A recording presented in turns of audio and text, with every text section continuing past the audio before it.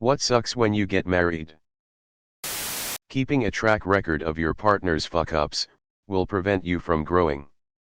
Constantly interpreting everything your partner says to you, even objectively benign shit, through a filter of unconscious resentment, will stifle healthy communication.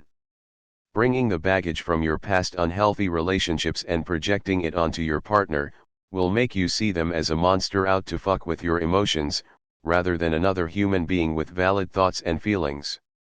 Sharing your marital conflicts with your friends just to get some emotional support will slowly erode your partner's trust in you.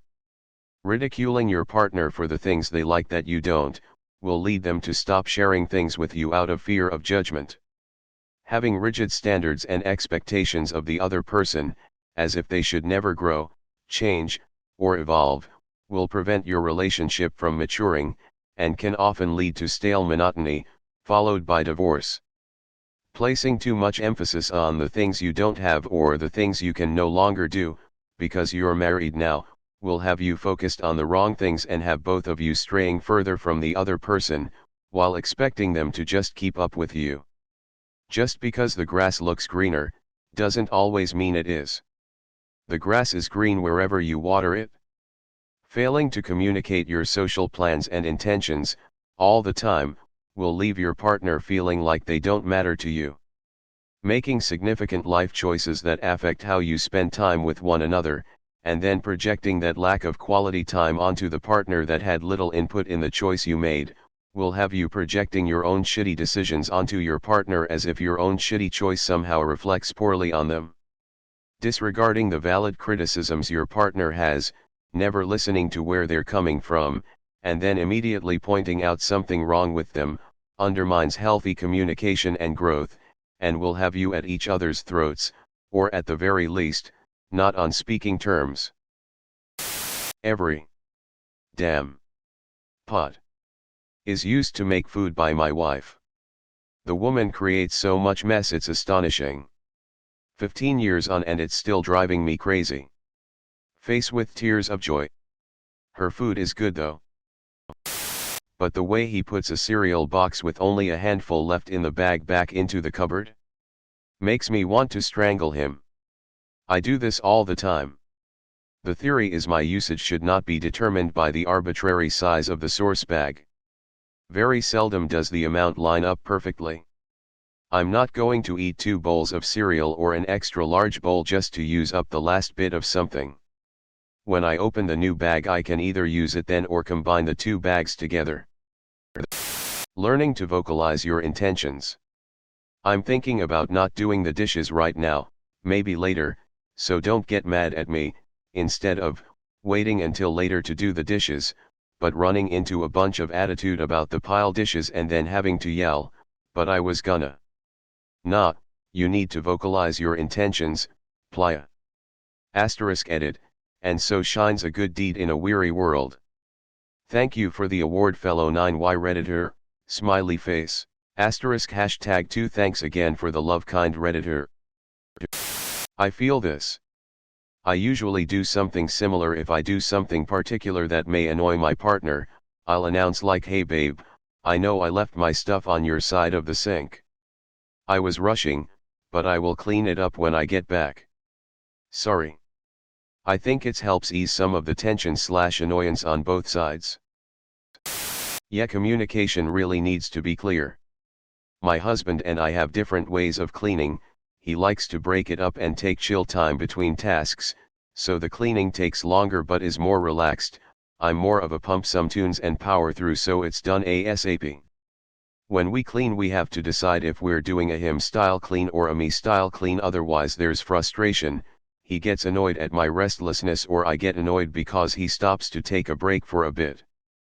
But if we agree on how we're doing things, then it's fine. We even combine styles, like I'll power through half the cleaning while he's doing one of the tasks, then I fuck off to meet a friend and he takes a break and does the floors while I'm gone.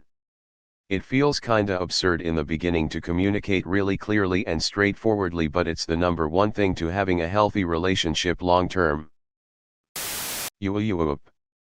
Making a plan in my head to do the thing that needs to be done makes no difference to my fiancé if I don't communicate the plan. Otherwise, to her it just looks like I'm slacking off. I've done a ton of therapy and no one has ever put it as clearly as your first sentence. I'm going to try to remember that for the future. Thanks, stranger. My wife does this to me sometimes. I have a regular routine, same every day. I wash the dishes at 4 p.m., then start dinner. Sometimes, she'll ask in the middle of the day, "So, are you going to do the dishes?" Yes, of fucking course. At 4 p.m. When my do the dishes routine is due. My family was annoying as fuck during the whole process. Parents were constantly throwing out stupid shit that was apparently tradition and we were crazy for not doing. Example. My mother was absolutely shocked to discover we weren't getting an engraved cake knife with our names and anniversary on it. Edit, if you're going to make a joke about poop knives, about 40 people have already done it.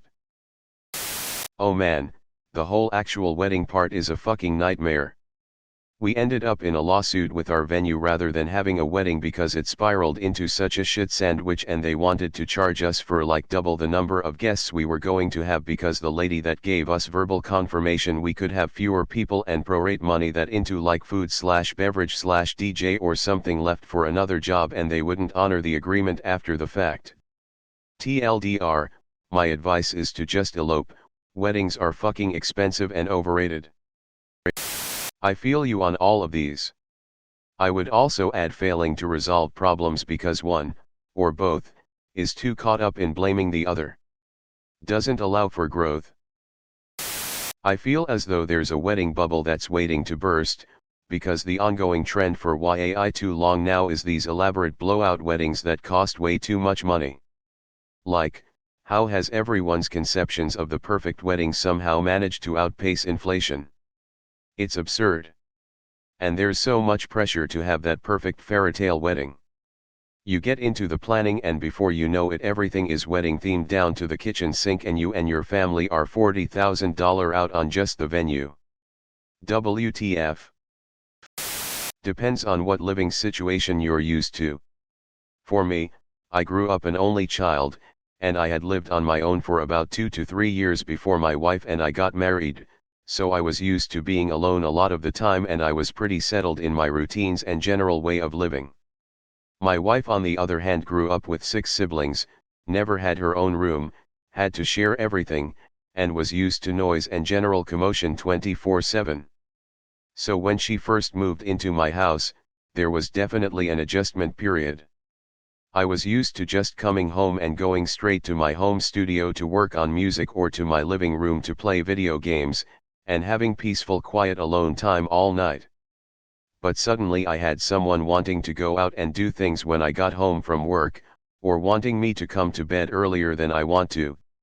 At first it was hard, working through differences in how we do most things, which cabinet pots and pans should go in, if silverware should be mouth side up or down in the dishwasher, how many covers we like to sleep with, the AC setting at night, etc. But after like a couple months it worked itself out. We just kinda let each other be the way we are and if there is a discrepancy in our opinions on how to handle things we work it out, it's really not that hard. Just requires a little humility and patience. You sound exactly like me. It wasn't until my recent ex, who had 2 siblings, told me you've lived by yourself most your life being an only child that I never realized how rare it was to live alone completely for long periods of time relatively to most people. It's something I always wonder about how I'll adjust when I find my wife. Maybe a man cave or something could alleviate all that. But yeah, you're spot on with how I decompress and act as an only child.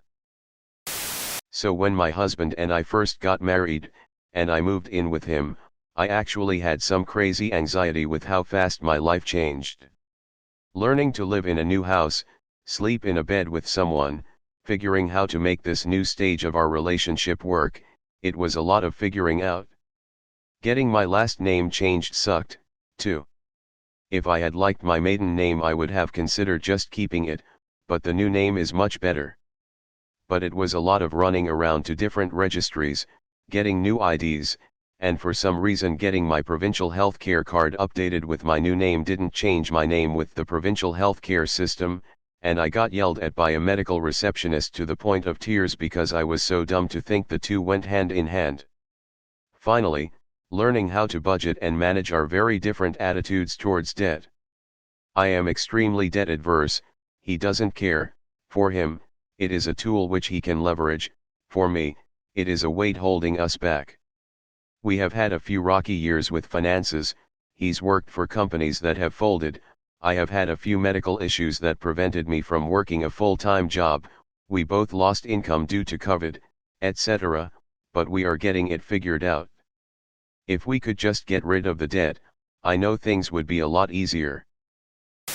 A lot of women have told me that they felt like their lives changed when they got married or had kids, and their husbands' lives pretty much stayed the same. I have to agree. I don't know why that is. I've witnessed it in relationships where the husband makes more and less than the wife, so it's not a money issue. My wife and I have a budget of $500/mo each that we can spend on literally whatever. We instituted that so that it still feels like we used our own money when we buy each other something. Also, she can't say anything if I get myself a chicken mask to scare my dogs with. Before I married my wife, I would fly to visit her every second weekend while I was working abroad for half a year. If I was doing that now, she'd scold me for wasting money. And I guess we have bigger goals since there's two of us, so I feel the same. The low-key never-ending background war you both engage in while trying to assert your arbitrary dominance in the way this thing is done. How you load the dishwasher. Whether or not you take shoes off at the door. How you squeeze a tube of toothpaste. So on and so forth. Does any of this shit actually matter? No. Is it of any consequence whatsoever for you each to do it a different way? Also no. But will it make you both irrationally annoyed forever? You bet. I love my husband. He is hands down my favorite person on this planet, and I'm so lucky to have him. He is far easier to live with than I know I could ever dream of being. But the way he puts a cereal box with only a handful left in the bag back into the cupboard makes me want to strangle him.